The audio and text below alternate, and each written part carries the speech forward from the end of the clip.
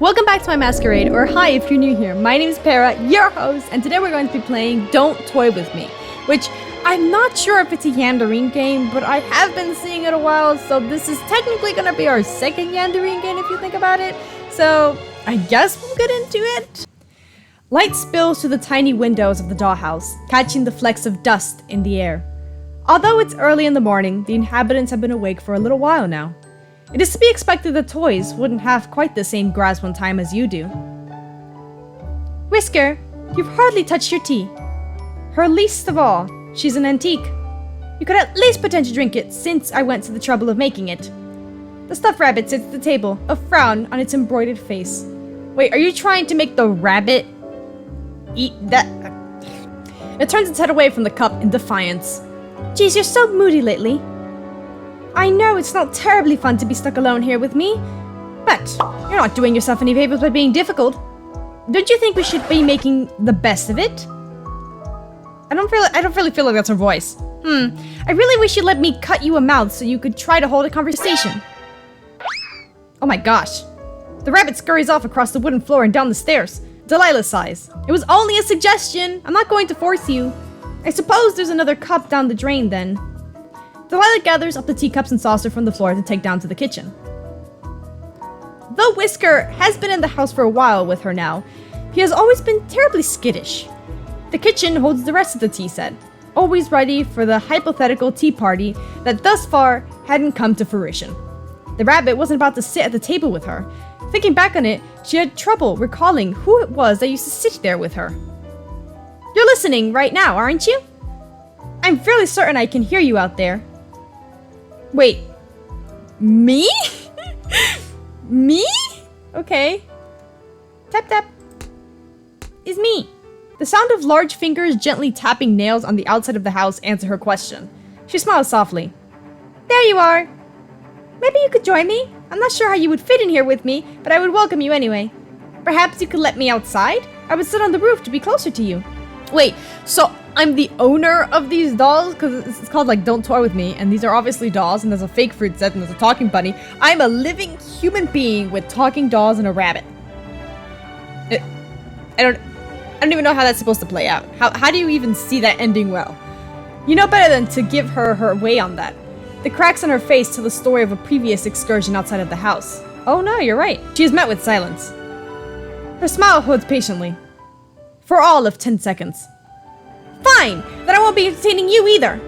If the urge to be reasonable finds you, I'll be reading in my room. She storms out of the kitchen and up the stairs. You decide to give her some time to cool off while you leave to run an errand. You have a feeling she'll lighten up when you retrieve your new purchase. Okay, so you're trying to keep your dolls happy. Sure. I mean, I guess it's like taking care of kids, but also what is happening? The dollhouse is a little bit cleaner than it was this morning. Delilah has spent more time dusting and picking up. She prefers her home spotless, or at least she used to. So she fell off the roof the last time we came out? And she cracked her face or something? What happened to the last excursion? Now it seems she settles for clean enough, and she never bothers with the attic anymore. She idly straightens the decoration atop her wardrobe in her room. A heavy thump quickly undoes this. What? She turns, looking around in surprise. Hesitantly, she peers out of her bedroom door and down the stairs. Whisker is already in the foyer investigating. What is it? She descends the stairs, delicate joints clicking with each step. So she's like made out of glass, right? Because she cracked. She finds a large box taking up an entryway. Oh my! A present? Her eyes light up with interest, running her fingers over the wooden exterior. There's a quirk to her brow when she realizes it's cheap compressed wood. Something new then? Whisker presses his ear to the side of the box. He hops back away when he hears a cough from inside, hiding behind Delilah. What is it? She searches around the lid, unable to quite pull it up. She finally finds the hook on the other side and undoes it from the small peg that holds the lid shut. She practically throws the lid open, a bright smile on her face. Oh! Whisker, look! Oh, what is the heck is that? A new friend! I just want to say it right now. I highly doubt that she has not had friends before inside this dollhouse. I highly doubt that I did not buy her other people to spend time with. And for some reason, I have a suspecting feeling they did not last. I've not seen anything from this game except a couple of thumbnails here and there. Ah, Is he dead?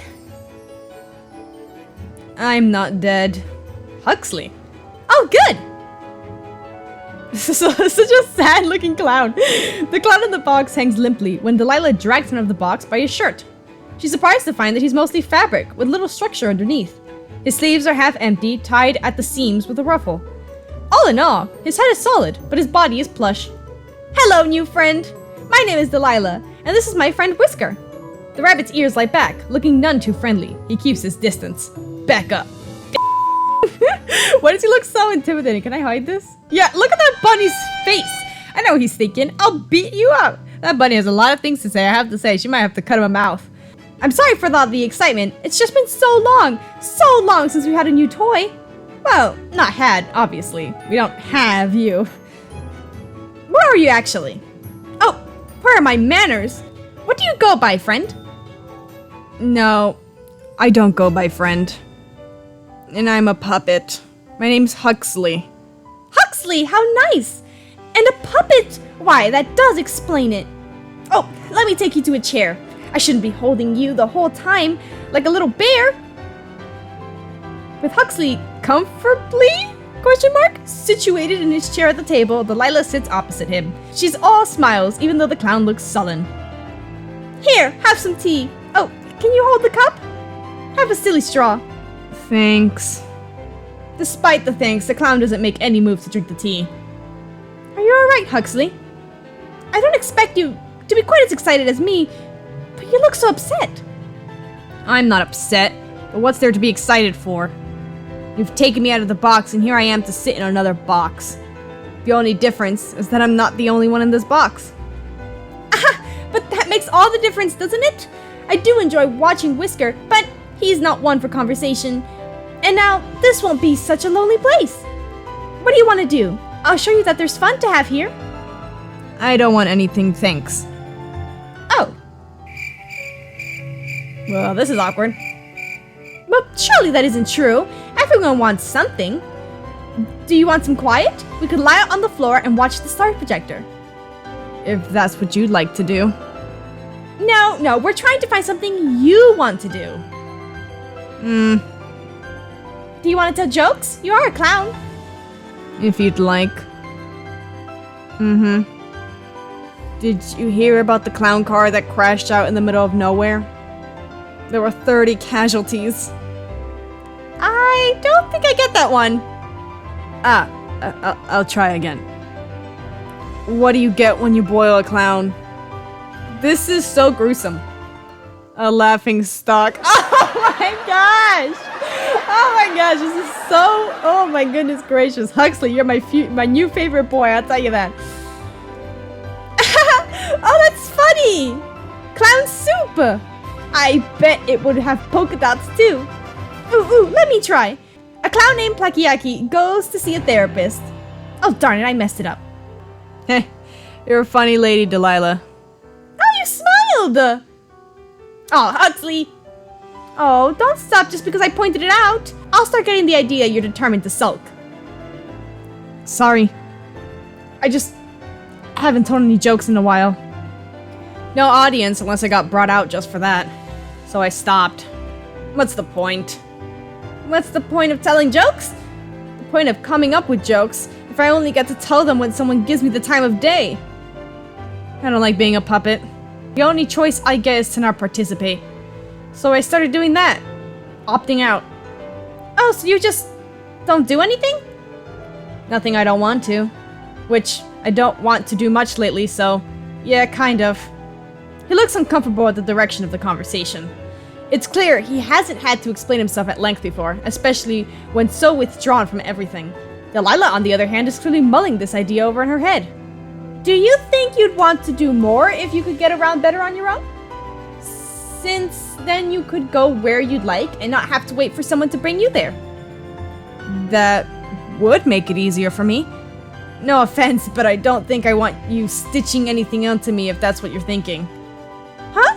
Why? Are you assuming you'll be bad at that? I choose to keep my answer to myself. It wasn't what I was thinking about anyway. Wait here for a moment. I'll try not to go anywhere. Delilah leaves the kitchen, hurrying off back to the foyer. Okay. Yeah, he's not gonna go anywhere, Delilah. He literally can't move. She stands with the box Huxley arrived in and looks up, her gaze aimless, as though she isn't sure of where to look. Hello up there! Imagine you're still watching, yes? Thank you for sending me a new friend. I know I've asked for one a lot, but I'm afraid I need to ask for something else. I'm sorry for asking so soon after receiving this gift, but it isn't for me, so I hope it might make up for it. So, do you think perhaps you can give me something to help Huxley move? Perhaps wheels or a wooden skeleton? Okay, I can only help. You suppose there couldn't be any harm in it? If the puppet is really so broken that it can't even keep her company, it doesn't do much good, does it? It will have to be a modification so simple that even the toys can figure it out, though. You have an idea? Surely, with only a simple item to work with, she'll understand what needs to be done. You place your gift in the box Huxley has arrived in. Delilah looks on in surprise as she sees a large spring in the box. Oh! Yes, this is perfect, thank you so much! She eagerly plucks her prize from the container, needing both hands to carry it, as it's long as her legs, at the very least. Seeing as it's a bit unwieldy, perhaps it isn't the best idea to bring it near the tea set. She ends up leaving it behind and fetching Huxley instead. It takes the pair a few minutes to figure out the logics of the attachment, but in the end, it is soon securely in the opening of Huxley's body. He takes a moment to get used to balancing on the spring. Oh! Ah, this certainly is different. I think I'm getting the hang of it, though. The stairs will take some practice. That's what the railing is for, at least until you get better at jumping. Perhaps soon you'll be able to leap from the landing to the upper doorway in one go. She laughs at the idea, but he seems to be very seriously considering it. Perhaps so. Everything else is upstairs, right? What about the back room? More stairs, unfortunately. That's the doorway to the attic. And what's up there? More stairs? The ceiling, silly! And some old odds and ends, some things that just don't really have a place in the house. But they still have to go somewhere. Perhaps we could eventually convert it into a bedroom for you? Your cruelty knows no bounds, Lady Delilah. Making a man able to jump and then putting him in the room with a low ceiling? I didn't mean... I know, I'm only teasing you. For someone who kept wanting me to lighten up, you sure aren't good at recognizing a joke. Oh, don't tease me! But I'm happy to see you're in much better spirits. I am. I've never had something like this. Though, is this really okay? What do you mean? Nothing. I don't like being a puppet, so I don't know why I should feel odd about becoming something else. Like a jack-in-the-box? I would never. I mean to say, I'm not going back in that box. Of course not, but you will have to sleep somewhere, and I suppose the box can stay here in your foyer. We could make it into a table, or use it as a chest. I just don't want to have to carry it up to the attic. Whatever you want to do with it, it's not mine. But yeah, I guess this makes me a jack out of the box. Which I also never do. Delilah looks her head in confusion once more. Huxley spares her any explanation of the joke. I'm actually feeling a little fidgety now. I think I want to give the stairs a try. Will you show me the rest of the house if I make it up? Of course! And if you can't, I'll carry you up. I'll make it up even if I have to drag myself up. And just, maybe go stand out of the way just in case. With some time and effort, and a couple of paintings knocked off the wall, Huxley manages to make his way up the stairs. Delilah feels perhaps a few more cracks were added to her face from the worry with which she watched while he twice spilled backwards down the stairs. Luckily, the clown was not so delicate as she was. He bounced like rubber. Perhaps that's what he was made of. The thought remained in her mind that she'll have to remind her new friend that she is much more fragile than he is. But for now, she hurries after him to congratulate him and show him around the upper floor. The linen closet isn't exactly a room, but it's important to show regardless. The bathroom is of slightly more importance, of course, though perhaps less important than it would have been in a real house. Huxley notes a lingering smell of paint and powder in the bathroom. It must be where Delilah touches up her face. At last, Delilah brings him to her bedroom. I don't think I've ever had anyone in here before. Well, aside from Whisker. You don't think so? Where is that little guy anyway? I kind of expected him to join us for the tour. Oh, tell my man. He's just so jumpy these days. I couldn't even tell you why. Perhaps he's as confident with other plush animals around. Did there used to be more? Delilah?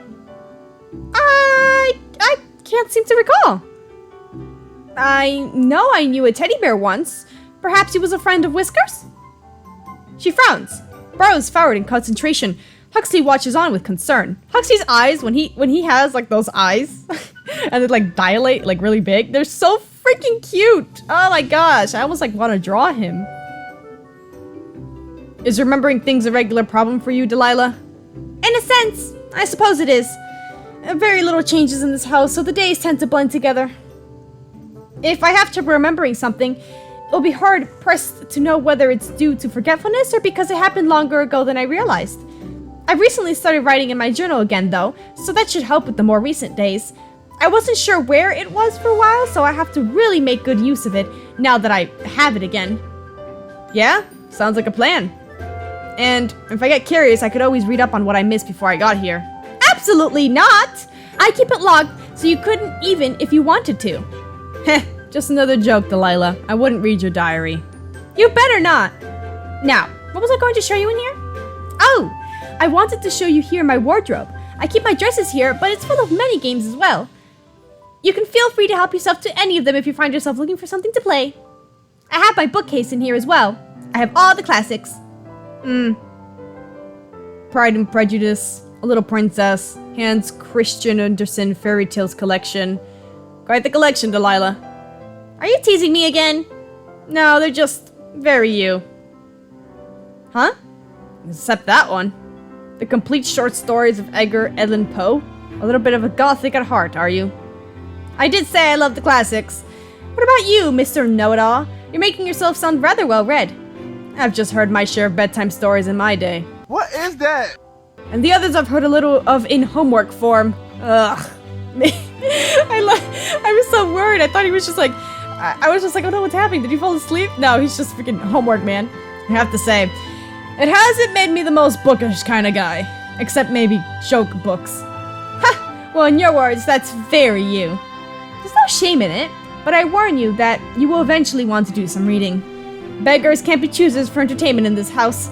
Though, I'll be happy to read to you. Uh-huh, I can see it now. I'll let you know if I have trouble falling asleep here. Then maybe I could use it. Dang, Huxley! It's refreshing to see Delilah looking so lively again after so much time spent by herself in the dollhouse. She had her problems in the past getting along with other toys, but the clown seemed to be a good choice. Entertaining as a jest should be, but not so energetic that he would impose upon her lifestyle. She considers herself to be an excellent lady after all, and some wild fool would certainly find themselves met with friction when it came to living with her. Hopefully they continue to get along. In the following days, they seem to adjust well enough. They play their games and have their tea together, and even Whisker seems to be more at ease with Huxley there. It's a point of concern in some ways. Hopefully the rabbit doesn't come to be too affectionate with the clown. But for now, it's happy days within the dollhouse. You find yourself watching them regularly. Today, they've gathered in the attic to improve Huxley's sleeping area. Alright. I'm sorry we don't have a better place to keep a lot of these things, though I'm happy the bed is finally seeing some use. It's not too bad. The spiders have been keeping me company at night. Spiders?! Well, probably just little mites. My goodness gracious, these dolls can go back. They are doing pure core energy. I have wondered about some of the things you keep up here, though. Don't just change the subject after mentioning spiders. Are there really spiders up here? Huh, no, I was only joking, Delilah. Ah. You better be. Horrible creatures. Now, what were you wondering about? I noticed some of the things seem to be out of place here. The paintings, sure, they make sense for you to have. But there are some old brass knickknacks in here that don't look like any of your other stuff. Like this big brass horse head. It's a knight! But you are right. It doesn't look familiar. And there's some old clothing up here. Oh? I really haven't cleaned up in here in some time, but I don't think there was anything but spare decor items. What sort of clothing is it? Well, I found some bow ties, like the formal kind, not like my ribbon. And no offense to our dearest Lady Delilah, but they wouldn't really suit you. Do they belong to Whisker? No, Whisker doesn't really have many belongings to speak of. Whisker shakes his head to confirm this. He only has the little bed in my room and a few little toys of his own. Though half the time he seems to prefer playing with balled up paper more than the things I make for him. One doll's trash is a rabbit's treasure. I'm almost certain that's not how the phrase goes.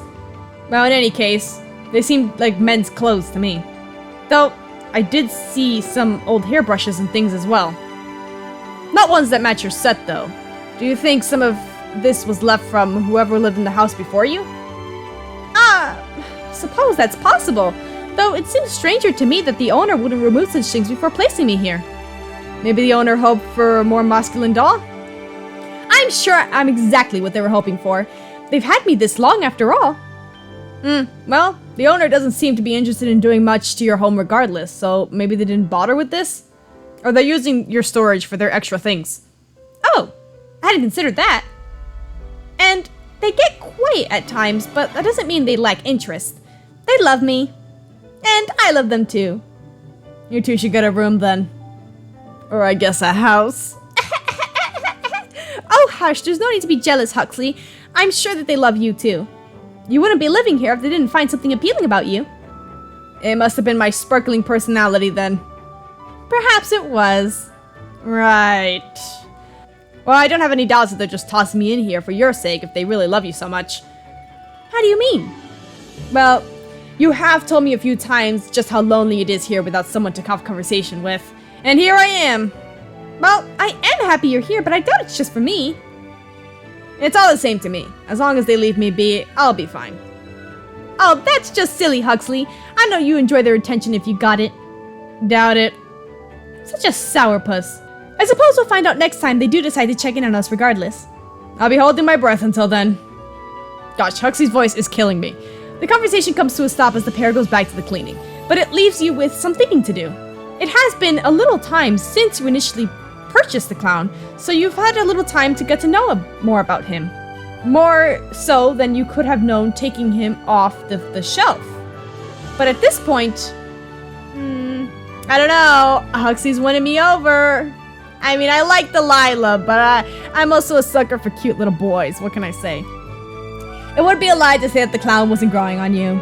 Though at first you did only bring him to the dollhouse in order to provide Delilah with some company, he's a funny little guy in his own right, even if not always through his jokes. You have to start thinking of some ways to make him feel more welcome in the house now that you know Delilah will be able to get along with him. Things are fairly peaceful in the dollhouse for some time after. You check on the toys from time to time, a little more frequently than you would when it was only Delilah and Whisker in the house. It's more active than it has been in some time, so there's more to see going on. You decide you'll be adding some new things for them from time to time to keep up this level of activity. Try that piece in the bottom right there. Whisker leans forward against the table to move one of the pieces of the jigsaw puzzle. His little paw nudges it carefully down to fit within its place. Oh, okay, that's the part of the red costume. That's why the color was so different. Oh? What are you two up to in here? Hey, Delilah. Whisker was just helping with this puzzle. I tried by myself, but you know me. Butterfingers. Huxley says this as he extends one of his digitally stump arms before lowering it again. Oh yes, I see. I really enjoy puzzles too. You should have told me. I would have been happy to help. You were reading, so I didn't want to bother you about it. What is up with this bunny? Why do I feel like this bunny knows more than he should, you know? Everybody's just getting along nice, and this bunny's just like he's seen things, and I know he has seen things. Like he has seen hell in that little button eye of his. You're reading, so I didn't want to bother you about it. Plus, I think Whisker likes puzzles. The rabbit perks up at this, confirming the statement. Delilah's demeanor changes at this. Something about this is bothering her. Whisker never wanted to do puzzles with me. He never wants to sit on my lap like that either. Actually, where did you get this? I don't remember seeing this puzzle before. You haven't? I found it in the foyer today. I assumed you left it out. I don't leave my things lying around. It must be new. How odd. The owner always brings new gifts to my attention. I guess it was for me then. I don't think it's much your style anyway. Delilah moves a little closer to the table to look at the illustration on the puzzle box. It features a group of circus performers putting on a show in front of the drabby-dressed audience. Their costumes are bright and colorful against the muted background. The only full character in the puzzle they've put together so far is the mustachioed clown in the stripped tights. The clown. Ah! Okay, this guy right here. I thought it was the mustached guy. Yes, I suppose it would have been for you then. Something wrong, Delilah? You can still put it together with us. Not wrong exactly, but was this the only thing in the foyer? Yeah, I didn't see anything out of place. Well, you two enjoy your puzzle then, I suppose. I have other things to do. What's up with her, Whisker? You think she's mad at me? Whisker? I hate guessing games like this. I guess I'll just ask her about it later. Delilah makes her way to the attic and knocks on the ceiling of the house. Are you up there? I know you had to be here earlier. Tap tap? Why is she angry at me? I thought so. That was awfully mean of you earlier, you know. Leaving Huxley a gift and nothing for me? Now that you have a new toy, you're just going to leave me to gather dust? She's being so melodramatic, but you did somewhat expect this from her. She's never taken well to having to share attention. Though, you're a little surprised she's already noticed you giving him attention over a single small gift. He didn't even thank you or give you credit for it, so it's not as though he's going to be seeking your attention out because of the puzzle. What? You're getting jealous of Huxley? Oh my gosh, these freaking brats. Well, since you don't plan on answering me, you should know I'm feeling very cross with you about this. Between leaving me alone in here for so long, then immediately turning your attention to your new friend, I'm feeling very replaced. So I expect you to do something to make this up for me. A fragile body and a fragile heart, the Procaline drama queen exits the attic. You might consider getting her something as well to cheer her up, but at the same time, you don't want to encourage her to indulge in such dramatics every time you do something with Huxley. And you know she'll catch on if you make it a pattern. For now, you just have to ignore the outburst. You leave the dot house alone for the rest of the day. The next morning, you decide to check on the group around breakfast time. Luckily, it looks like everyone is relaxed again, as they are all spending time together. Okay, so it's a quiche? A cliche, Huxley. Oh no, she's messing me up. Quiche. I can't say it now. I saw that freaking spelling now. Are you paying attention? You look ready to fall asleep. I never get up this early. My head feels empty and my body feels boneless. Dude, me too. You don't have bones! And I'm not sure if your head is empty or not, actually.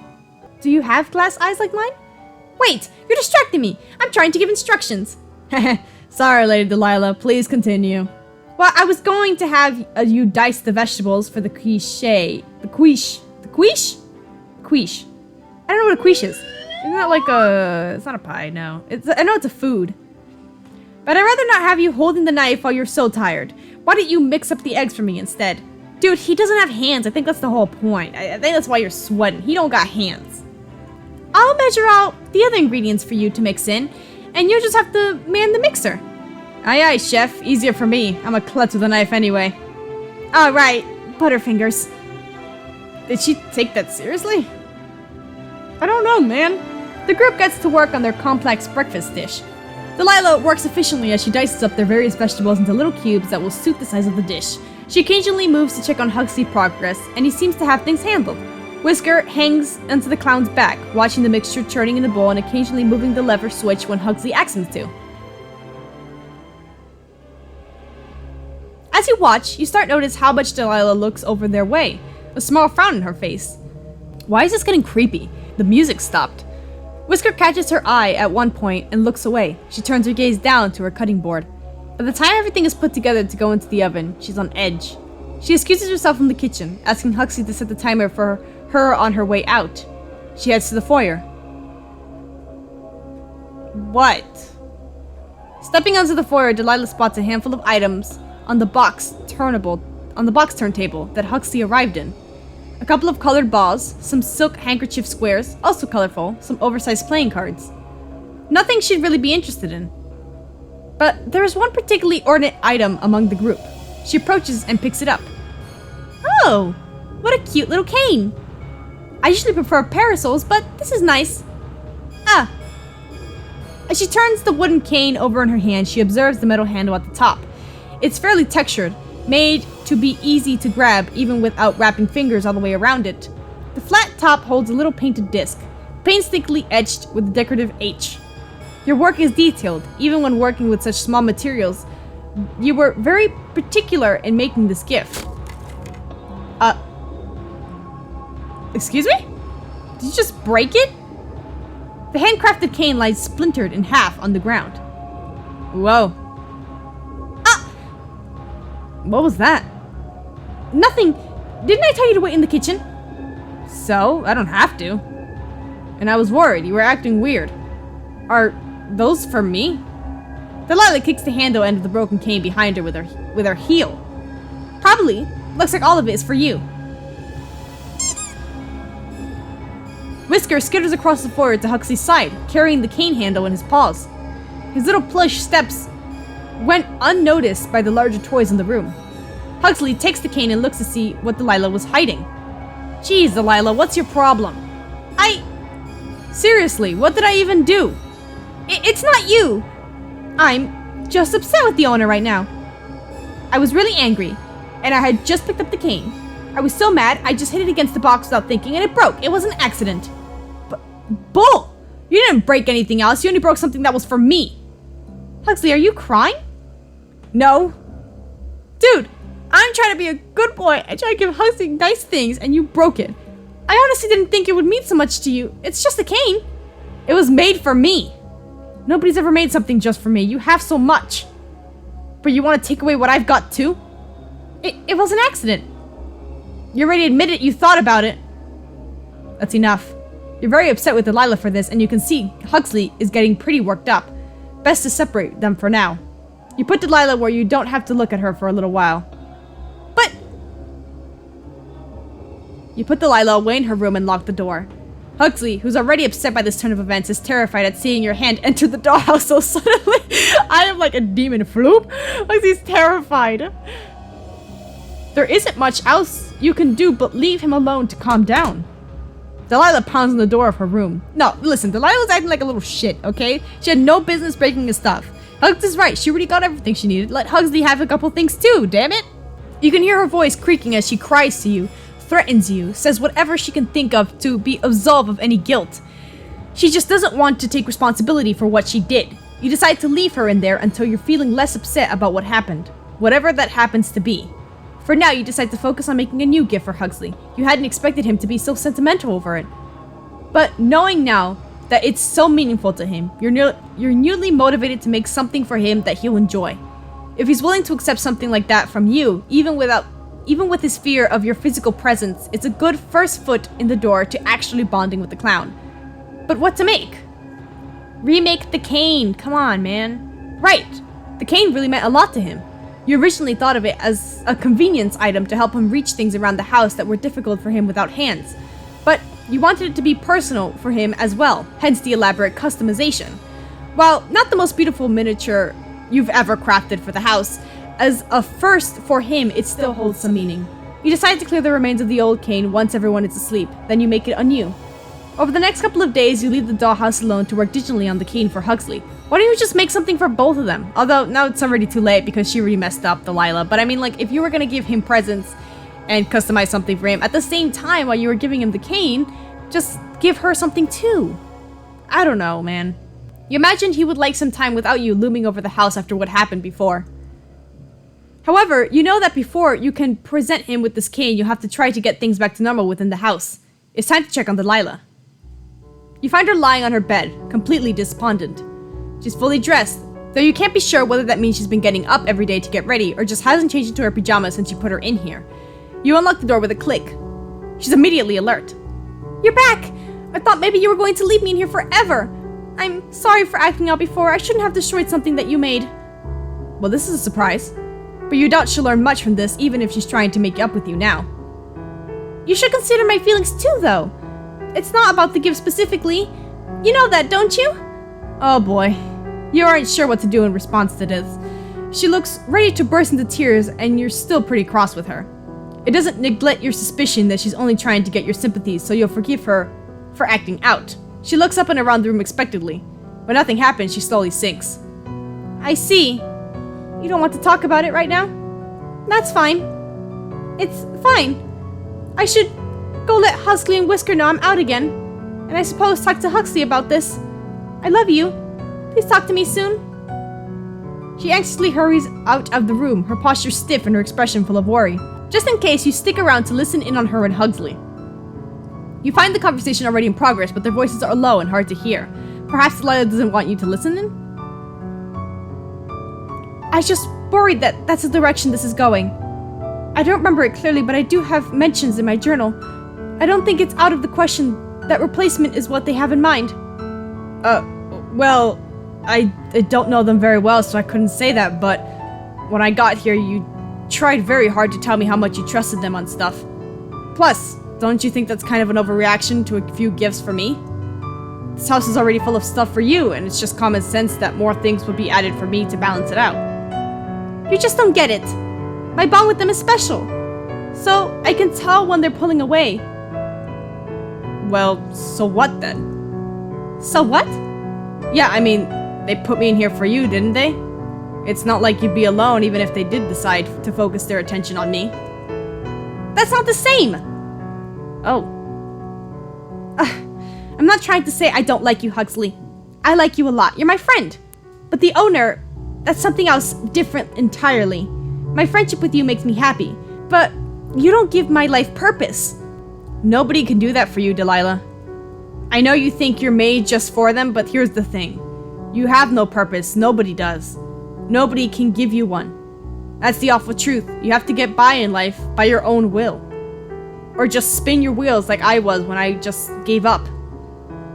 It's your own choice.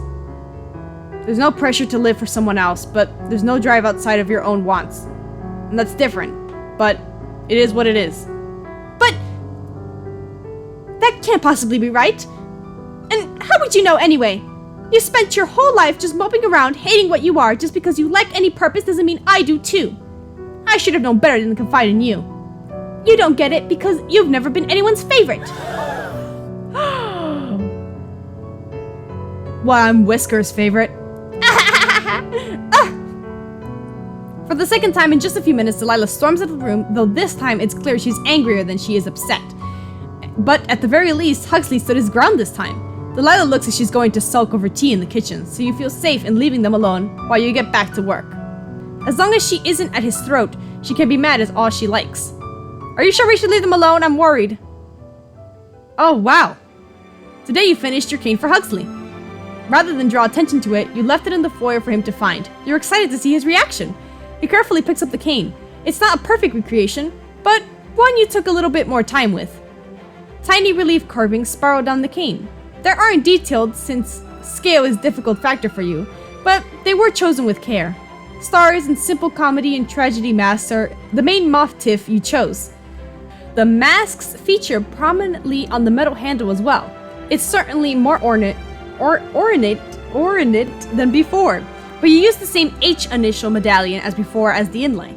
A careful reconstruction of the original gift with a little extra love put into it for making up for the loss of the first. He holds it in his arms, standing there in quiet thought before he breaks the silence. You're possibly around, right? That's me! Alright, there you are. Geez, I've just realized I don't really know how to talk to you. Especially since I've been avoiding you. You've had to have noticed that.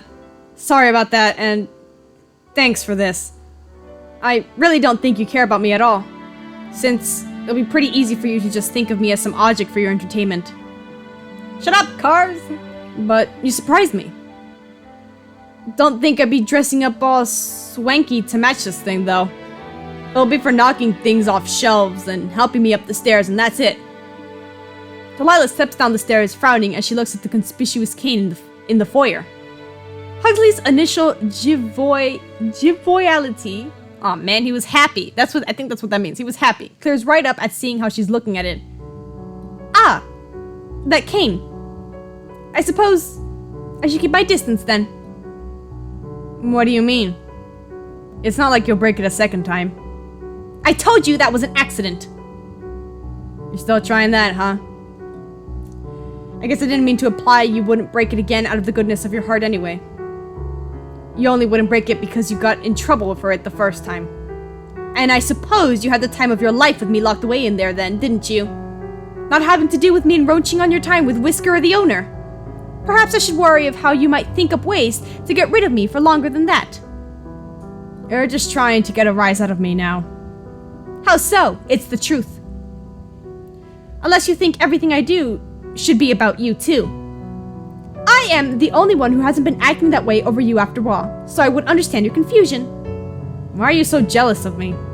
Jealous? There is nothing to be jealous of. The owner is only giving you attention because you're a novelty.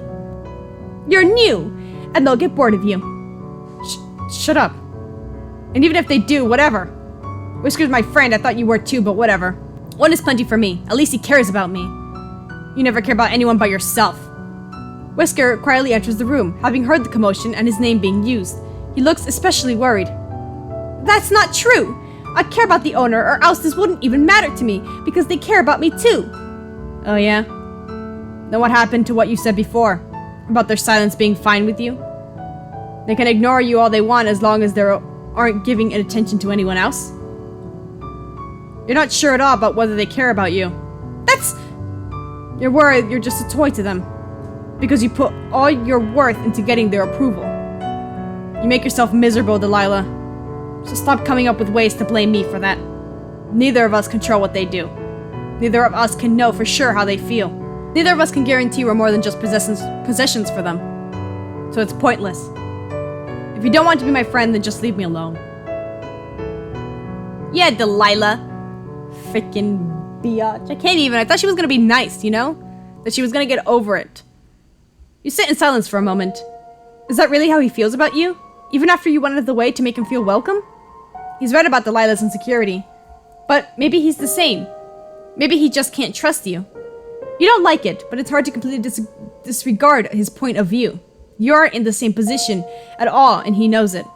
Surely he realizes how long you've dealt with Delilah and her dramatics, though. If you threw out toys every time they were difficult with you, you would never have any. Delilah returns from the kitchen. Huxley. What? What do you want, Delilah? You really don't understand a thing. You ruined everything. Don't you get it? Delilah? Is that a knife? Is Whiskers covering his face? Delilah holds a kitchen knife in her hand. I was wrong. I can admit that. Wanting friends was wrong. It should have been just us. Even Whisker doesn't need to be here. Delilah?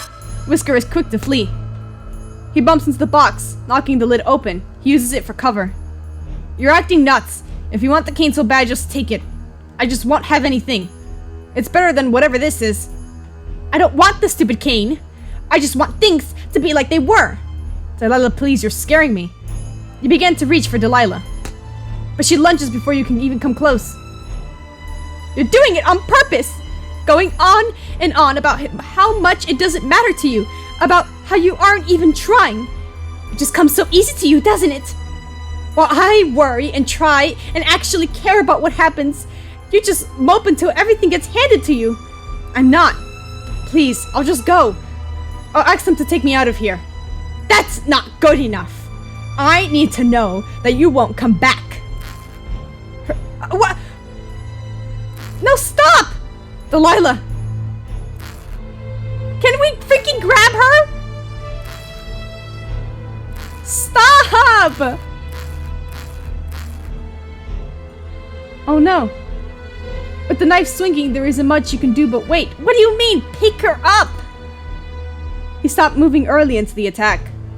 She even tore out his spring and tossed it across the room. Not that he had been able to use it to get away. He's barely recognizable as the puppet you chose by the time she stands up over him. His rubber head was split right up the middle, and he now lays splayed on the ground like open butterfly wings. It's like each half of the face is a mask, each displaying a different emotion held in his final moments. His lining is shredded, his stuffing tossed every which way. He's beyond salvaging. Whisker! You aren't always so bad. So I'm sorry about this. You step away from the dollhouse. How did things go wrong so quickly? You need to find something to put Delilah in. You can't leave her in there, but you don't want to pick her up while she's acting like this. Dude. If I am God, okay, if I am the dollkeeper, I would pick her up and throw her on the floor and destroy her, okay? Because she is possessed. The knife is the size of an X-Acto blade to you. But you don't doubt she will stick it right through your hand if you gave her the chance. Oh, she's pretty big then. Assuming she didn't go for the vein instead. You find a jar that should be about the right size and grab a large paintbrush to shove her into and return to the dollhouse. You're met with the burning smell and the sight of smoke exiting the windows. You find Delilah sitting in the attic. In a brief time, you were away. She set the room ablaze. You can smell some sort of accelerant. It makes you wonder if she put some thought into this before, about what she would do. Wow, this is dark. Do you think there's like a different ending for this? I said I was going to try getting all the endings, but now I'm not sure if there really is any more endings. It occurs to you to attempt to scoop her into the jar, but the fire is already creeping up the sides of her dress of her hair. Nuh-uh, I'm not saving a freaking demon doll. Leave her. Huxley was right in the way. She's in a hell of her own making. And never has it been so clear as now, when you see her being taken by the flames. Cracks form from the heat and her clothes and hair burn away. You look away. You start to think that there was never a possibility of either of you being happy in this arrangement. It's both a punishment and a mercy to let her burn. You leave to grab a pitcher of water for the fire. To scale, it's small and fierily contained. The only damage is to the dollhouse. Still, you move your paint thinners and repair supplies off of your table and spritz down the surface with water to catch any stray embers. And you wait. You don't put out the fire until you're sure she has been reduced to nothing more than a porcelain debris. You take some responsibility for the situation. After all, it was your dollhouse. You were in charge of it. But things were clearly beyond any redemption. You're not sure when you'll be up to it, but you'll just have to start over fresh. A new home. Maybe new toys? And you'll be sure your control is known to be undefiable so that this never happens again. Ending 2B? The doll maker, the monster maker. So there is more endings. Okay. So we're gonna skip all the way to... I can't look at her the same after what just happened. No hecking way. Gosh, that was horrible! Delilah's such a biatch! What the frick? Alright, what if I just put Delilah remains the favorite? You still feel Huxley is better suited as something of a distraction for Delilah. Flawed little thing that she is, you wouldn't have kept her this long if you didn't have some attachment to her, especially with how poorly she gets along with other toys. She's lucky that even though she's so much trouble, you have quite the sentimental value of her. Hopefully the clown learns his place with time and stops bringing down the mood for her. If not, you could always make some adjustments. I have to choose who I have to get rid of? But nothing can last forever. It's clear enough the honeymoon phase is coming to an end by the argument you find already in progress when you check on the house today. Huxley, you've picked our game 3 times in a row. We're going to play what I want today. You literally offered to let me choose. You can't say you don't care what we play and then take it back because you don't like what I picked. I didn't know you were going to pick the worst ones when I said that. The worst one? You seemed fine with it the other day. But fine, let's play this one instead. You like Parlor Detective, don't you? Are you serious? I'm just more in the mood of a word game. So you had a specific game in mind. I didn't realize which one I wanted until now. It's not as though I'd planned to argue with you. Could have fooled me. You're so sour, Huxley. I'll get the game set up while you're over there sulking. You'll feel better once we start playing. Huxley does not deserve this abuse, I swear. Hey, Whisker, what do you make of this? The rabbit looks up from his place on his little pet bed on the floor. He seems uneasy about being undressed in the middle of their tiff. Whisker doesn't even talk, Huxley. I know you're playing some joke. Whisker, do you think Delilah's already started the game without me? I'm still setting it up.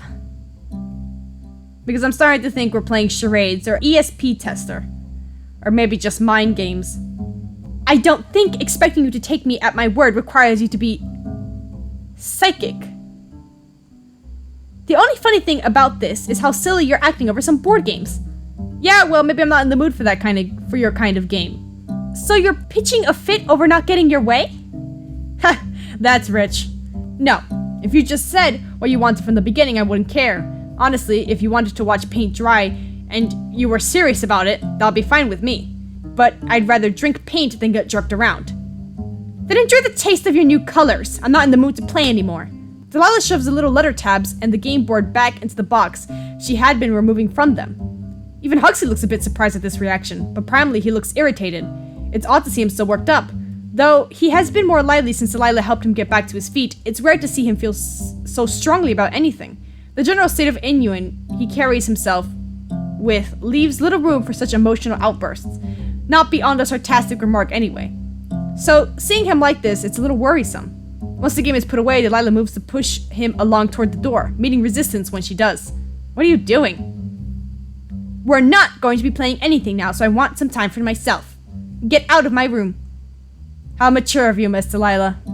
Really benefiting a lady of your caliber. Out! clown finally exits the room and she slams the door behind him. With him gone, she sighs and presses her back to the door. It takes her a few moments, but she gathers herself and straightens out her dress and then her hair. So they still fight even if I don't choose. Are you freaking kidding me? You know what? Delilah's the problem here. I'm gonna tell you right now. Delilah was the problem. You know what we should have done? We should have done like a little town. We should have put 2 dollhouses. We should have put Huxley in his own house, her in her own house, right? So that they shouldn't compare each other because she's such a little brat. And we should have just made them neighbors and they could visit each other whenever they're feeling lonely. The end. When she looks around and sees Whisker is no longer in the room either, she sits down on her bed and takes up her diary and pen from her dresser. I swear, I can't count on anyone to just be civil. She begins to write. You decide to leave her in her own personal writing. The next morning, you decide to check in on the dollhouse to make sure things have cooled off from the day before. Delilah is waiting in the kitchen, presumably for the other toys. She seems to be lost in thought. The distant look leaves her face when Huxley enters the room. You can tell by his expression he's worried of what she might say to him. Presumably, they haven't spoken since their fight. It's probably good that you're here to watch them just in case. Good morning, Delilah. His tone is flat, cautious perhaps. Good morning, Huxley. Delilah's greeting is chipper, her tone sing-song, as though she didn't even recall the fight before. The clown is caught off guard for a moment by this, but regains his composure. I was just waiting to make breakfast. I assumed Whisker wouldn't be joining us, but that's alright. I'll leave out some leftovers for him. What will we be having today? You're leaving it to me to choose? Oh, sorry, I wasn't asking you. She must have meant you then. Oatmeal, crepes, okay, oh gosh. I don't want to say anything, but I don't want to answer her, because I know this will be like playing her way, but if I don't answer her, I don't know. Wait, if I could talk to them the whole time, why not just become like a counseling thing, huh? Like, hey, Delilah, stop being a little shit, get along with Huxley, I'm gonna have to exterminate you from this household. Crepes? You reach into the kitchen with them and carefully pinch the little cookbook up in the cupboard between the tips of your fingers. Huxley's eyes look wide and you can see him tense his jaw as soon as the hand enters the dollhouse. His whole body is wound tight as though in preparation to flee the room. Delilah, on the other hand, smiles as her dark eyes watch you take the book from the room. You grab one of your tools to help moving the pages, a thin pair of tweezers you usually use for toy repairs. You'd just tear the pages out if you tried to handle them yourself. Poor Huxley, he's freaking scared, man! You carefully select the recipe, then hold the book in the tweezers to keep it open as you return it to the room. Delilah reaches up to accept the book out of the tool's grip. The puppet shows a silver of teeth between his lips but doesn't speak. You take your hand back out as soon as the item is passed off. You aren't sure what he's thinking, but you can tell he is very upset by your intrusion upon the toys' space. Oh! It has been a long time since I made crepes. I have some wonderfully juicy strawberries in the fridge as well. They'll be perfect for this. Huxley, do you prefer yours with chocolate sauce or just whipped cream? I'll have it however you're having yours. How can you tell when they're here anyway? You act so readily. Oh, I act every day. Do you usually sleep in though, Mr. Lazy Bones? Lazy No Bones? Yeah, well, I was having trouble sleeping, so I'm up early. Oh, well, let's have some chamomile tea before we go to bed tonight. Then, I'm sure you'll sleep well then. Yeah. We'll worry about that tonight, though. For now, I have crepes to make. You're going to love them, I promise. But since they are rather troublesome to make, I'd like you to help out as well. Of course. I can't cook, though. I'll be doing all the cooking. I just want you to slice the strawberries for me. And do be careful with that knife.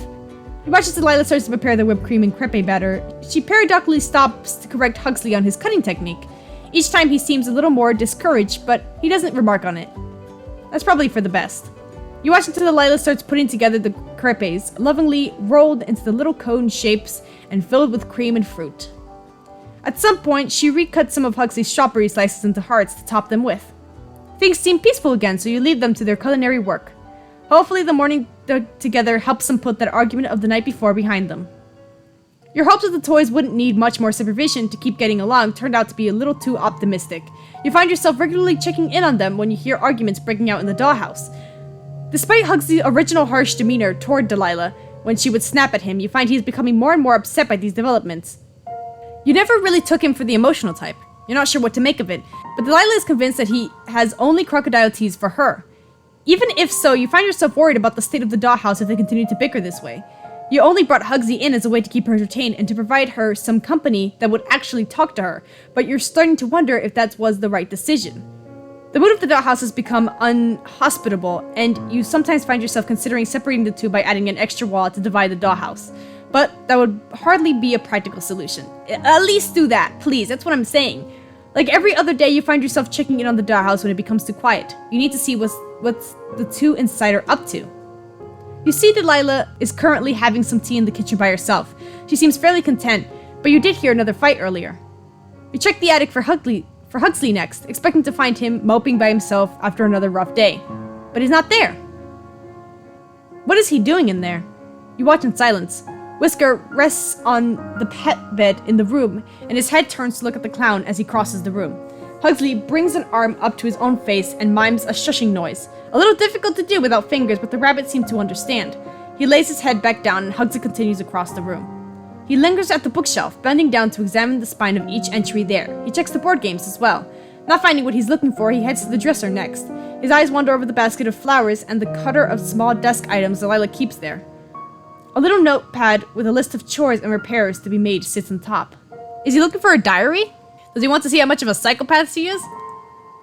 He leaves through this, but drops it back into place once he sees how undamed the contents are. His lips tighten in discomfort. He slowly opens the first drawer of the dresser. He shuts it much more quickly than he opened it. At least you can be sure he wasn't looking for the contents of that one. He opens the next one, and this time reaches inside. Delilah's diary. I was right. He closes the drawer and leaves the room, heading right back to the attic with his findings. Whisker gives a worried frown from his position on the pet bed. This is a bad idea. The lock on the diary is a minor obstacle. He simply uses a small knife from the kitchen to cut it as close to where it attaches to the book as possible. It can just be glued back to place. Huxley opens the book and sets it out on one of the dusty boxes so that he can more easily read it and turn the pages. His touch is careful, aware of how suspicious it would be for any of the diary's pages to be ripped. Though he notices right away some of the older ones are missing. You originally had taken those out for Delilah, but now you're glad you did for an entirely different reason. You never thought about other toys snooping. XXX 19... something like that. Dear Diary, I can't seem to find my old journals, so we'll be starting fresh. But it is a lovely day for such fresh starts. Rose finished another painting today for the foyer. The results are beautiful. She is such a talent with paint. I wish that I could make anything half as lovely. I can at least say I provide something in return since I'm working on a new dress for her. I do hope she likes it. Dear Diary, I've asked for some flowers to put up some arrangements around the house. Since Rose paints so many flowers, I'm sure she would like some for her still lives as well. I'm not sure why I'm bothering though with how difficult she's been lately. She seems like she disagrees with me just for the sake of it, even on the tiniest things. I'm not going to say anything about her about it, but I wish she would stop regardless. Honestly, I think she's jealous of me. It's the only thing I could think of. Rose used to be so sweet, but now it's like walking on grass to be around her. Or is it eggshells? Either way, she needs to stop picking fights with me. Our owner is only excited by her because she's something new enough to still be a novelty. If she thinks that means she's better than me, her wooden head is as empty as it sounds when the wind blows through the house. Whew. Oh my gosh, she's done this to every freaking toy. Are you kidding me? A crude drawing of the doll's head with wind blowing on one ear, and the other adorns the next page. A couple after that are removed. I'm terribly lonely here. I think the owner sent Rose away due to my complaints. I haven't seen her in days, and they won't answer me as to her whereabouts. Or has it been weeks? I'm not sure anymore. I suppose it can't have been days since I'm having difficulty remembering exactly when we last spoke, even picturing her face. I wish she had left behind some self-portraits. I miss her dearly. Huxley frowns and skips ahead past the many pages of mundane daily goings on around the empty house. They range from cheerful recountings of craft projects to desperate letters to no one expounding on her loneliness. A new home with new faces. I was able to bring a few things with me, but it feels quite frightening all the same. Luckily, Lucy has been a very gracious host. She shares everything with me, with an eagerness that tells me that she has been lonely as I have in these past few years. Though I don't enjoy sleeping in the attic, it's rather eerie up here. I feel terribly out of place. Maybe, if I wish hard enough, I'll return to the home I know. Huxley eyes the old bed frame that now holds his own bed. He had just assumed that Lila had always lived here, and it was her home. Lucille is not what I thought she was. She's so cruel when she wants to be. Today, we sat on the roof together to see the stars. She pushed me. The owner doesn't believe me. They replaced the arm that was damaged, but my face can't quite be restored. My eye. I feel so broken beyond that, though. Perhaps I'm just very unlucky. But nothing ever quite works out in my favor. If I can convince the owner of what Lucille did, perhaps they'll actually do something. But until then, I'll think I'll just be avoiding her, lest I say something that would further prevent any sort of peaceful resolution. What is happening? She deserves it. They wouldn't have done that if she didn't. The puppet stares at the pages, chewing his lips and looking deep in thought. He leaves through the next quiet stage of Delilah's life until he finds another name. After so long, the owner has gifted me new friends. Theodore and Whisker are a delightful little pair. I would never say so to them, but I'm a little disappointed that the owner didn't think to bring me a doll like myself. But Theodore is still a kindly gentleman, even if he is rather fuzzy. And Whisker knows so many tricks. Such an agile little thing. I'm sure we're going to get along grandly. This section seems to be missing the most pages. There are areas where even Delilah writes about her frustration with her diary being tampered with, and how often she finds herself confused about past events and other toys discussed with her. Eventually, Huxley finds the newer pages that Theodore's name simply isn't mentioned again, not even in the memoir fashion as when Delilah lamented the loss of her initial friend. Huxley finds the more recent entries and he seeks to the point where he initially arrived. Finally a friend! A new friend who might be as sad as me, but at least he speaks. At least it's not only me now. At least I can look at his face and recognize him. I had started to think perhaps the owner hated me. They placate me with gifts, but they never let me out anymore. And I know they have other toys. I can see them from the window working on their projects. Only just barely. I don't always understand what I'm seeing, but I know that's what they're working with. Unknowable things with unknowable faces. If Huxley hadn't arrived, I don't know what I would have done. I was at my wit's end, but finally things are normal again. Huxley is a curious fellow. I rather appreciate the humor he brings to the house, even if I wish Whisker wouldn't look at him quite so interestedly. Whisker ignores me when he can, but I'm happy to share my books and my time with Huxley.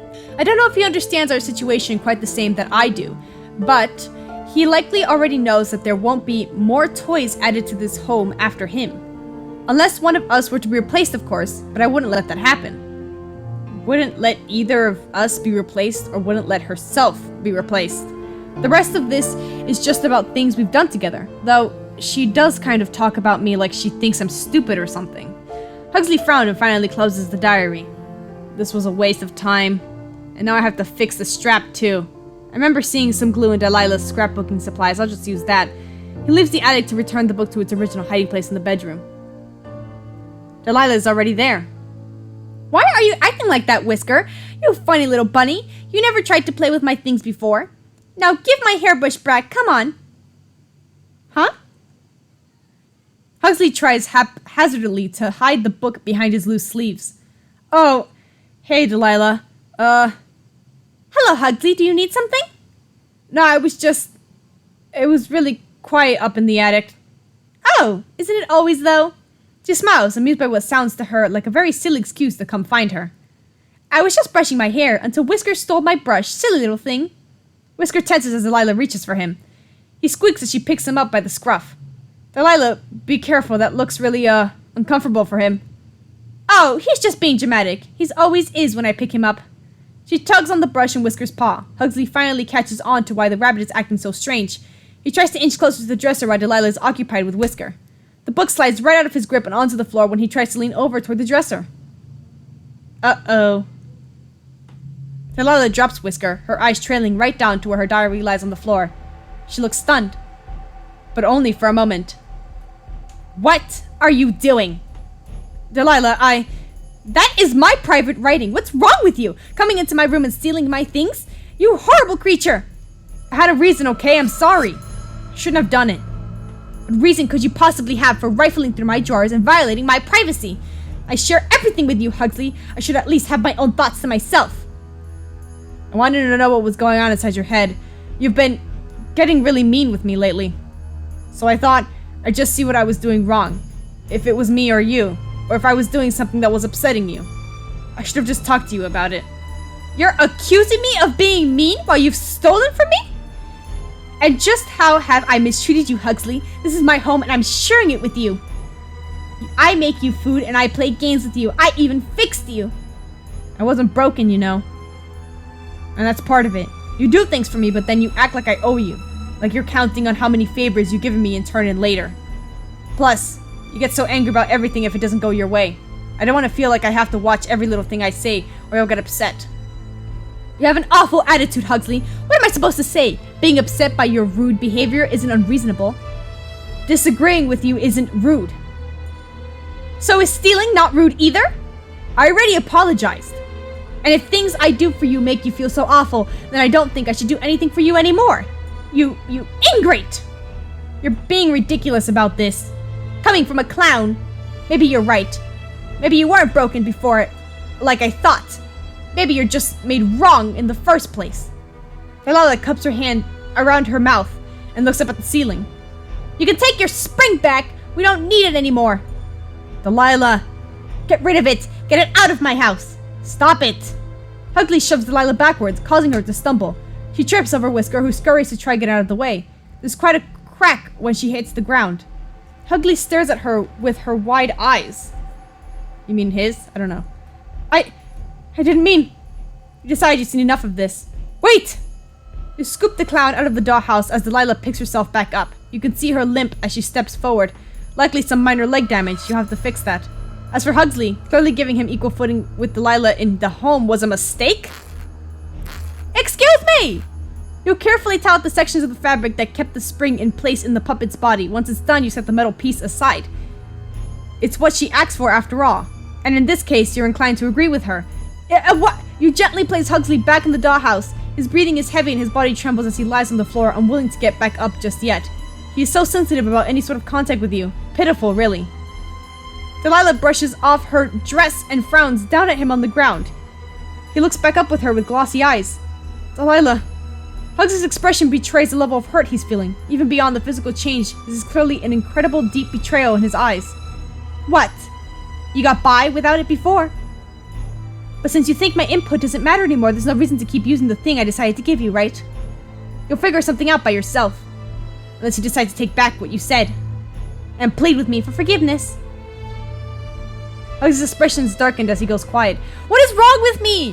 What is wrong with me? This girl is a psychopath. The silence hangs thickly in the air, stifling the mood in the room. Whisker looks uneasy, despite the look not being directed at him. He's quick to leave the room. Well? Delilah, if you really think you're right about this, your face isn't the only thing that's cracked. Damn, Huxley! The doll's eyes widen as she shoots the con incredulous, infatuated look. Is that so? I guess I'll be taking the attic back as well. You come with the room anyway, don't you? You can sleep in that box. How about you give me your bed instead, since you'll have to sleep in mine if you want to keep me out of it. You're so ridiculous! I thought we were friends, but your jealousy clearly is too much for you to overcome. It's such a pity. Why couldn't you just play nicely, Huxley? I was playing nice. That was my mistake. Just watch yourself if you're thinking about getting mean with me, Harlequin. You know our other friend will be quick to punish you if you raised a hand to me. Huxley's eyes search the room, passing over the ceiling, the windows. I wouldn't! You know what? This freaking owner, I hate him. He knows you're watching, which he should. You don't want him getting any ideas considering you already had to confiscate the spring.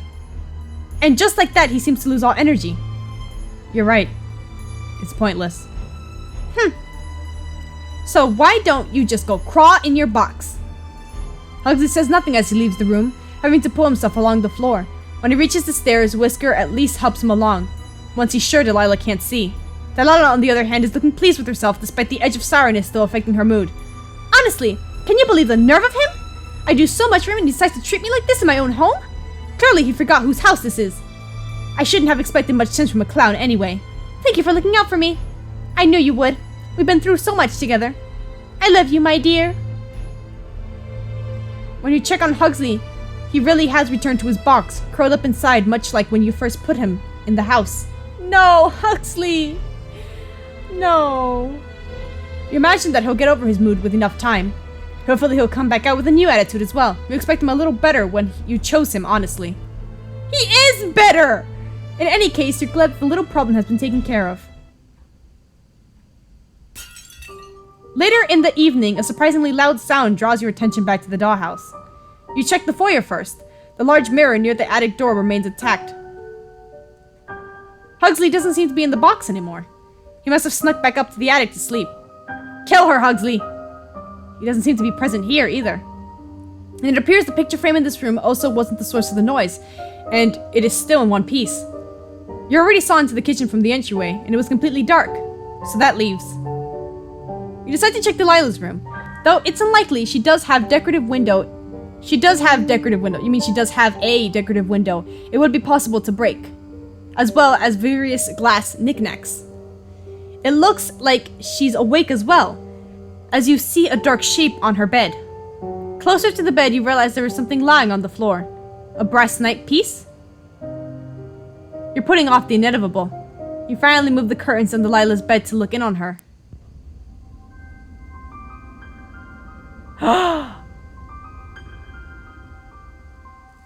Oh my... Yes! Yes! You know what? She deserved that. Frick her, Huxley. I'm so sorry for what I did to you. I did not know I was such a douchebag. But also, I don't know. I don't know what else he could have done. She would have killed him in the other part. We already saw that. You're here already. I kind of expected to see you in the morning. Whoopsie. I guess it's a little awkward for you, isn't it? You look at Delilah's remains on the bed. One of her glass eyes rests on the comforter. You painstakingly replicated her original one after she was first damaged. Now, there isn't even a face to house in. She's only porcupine. But somehow the sight of her head completely disfigured like this still feels horribly cruel. You're probably still looking at her, right? You spoiled her, you know. It's pretty awful of you to put me in this position, or maybe worse for her. I can't imagine someone gets to be in her position without being enabled in some ways. Maybe that's why she couldn't get along with anyone before me. But hey, you have a new favorite now, right? See, Huxley oh my gosh, this is horrible. Even if you hate me, I'm the only one now. Or do you only like pretty dolls? Oh, I didn't do anything to Whisker. I haven't seen him since I got the chess piece from the attic. What do you care anyway? If you like him, you wouldn't have let Delilah treat him like a pet. Doesn't matter now. I hope he got out. You're probably going to break me now anyway, right? Better he doesn't have to see that. Or see her. No, oh my gosh. This is cruel. This is cruel. I'ma keep him. I can't destroy Huxley. The whole point of this, replaying this, is so that I could save Huxley and he could live happily. But he was so much more happier in the other one. It is well and truly tempting to pick the puppet up and pop his little sculpted head right off his shoulders. But what would be the point of that? You have nothing left, just an empty dollhouse. You're not sure how you managed to lose control of the situation so quickly. You were only away for a little while. You shouldn't have to watch the house for every second of every day and night to avoid this kind of disasters. You could never stop it when it happened with Delilah. Yeah, she did it a lot, and you kept her. Of course, you couldn't stop it when it happened to her, either. They just fight. They all just fight with each other. In the end, maybe it's on you for not maintaining a better balance in the household. You can't be sure. You leave the dollhouse alone for now. You may come back to check on Huxley and start the absurious task of attempting to build a connection with him. It shouldn't be impossible, even if he has the difficult type. Delilah was the difficult type, too. It took a lot of work to get her to do as you wanted, and involved a lot of compromising. Maybe too much compromising. If you hope to ever introduce new toys to the dollhouse again, you'll have to hope you've learned from your mistakes with her. The clown caught you off guard this time, but you'll soon be in control once more. Ending 1B, your new favorite. Oh my gosh! How does it get worse? Oh my goodness gracious. Are you kidding me? Okay, wait. Gallery. Oh! I'm missing some, though. Right? I'm missing 3. So I'm still missing something? Gosh, this has been going on forever. I'm so sorry this is so long, guys. Huxley is winning you over. Let's try that one again. Oh, yes! I can make new things. A new bed, a portrait. A portrait? Ah, of course! A painting of Huxley to put on the wall in the dollhouse. A portrait of a sad clown is already a classic piece of decor, so it wouldn't look particularly out of place. But more importantly, it should make Huxley really feel at home by showing him he's part of the household now. It's something special and unmistakably his. You get to work right away. Yeah, sure, Delilah. Give me those poochy little eyes. I don't know. I feel like it's all the owner's fault. It's like bad parenting, you know? They all just start fighting with each other, and I don't know why. If I just make everything equal, like I give one a toy, I give the other one a toy, then wouldn't they not fight? But it's more like they both have to be born at the same time, because if not, they won't get along. They feel like they're being replaced. I don't know. Oh, wow. Today you finished your portrait for Huxley. Rather than draw attention to it, yep. The portrait sits in its frame, resting on the box he arrived in, that you two have taken to using as a cutter-catching table. You didn't think it would be a good idea to hang it, since they might feel obligated to keep it wherever you first placed it. You want him and Delilah to find a good place for it in the house. Right now, though, Huxley simply stares at it, eyes tracing over the colorful painting.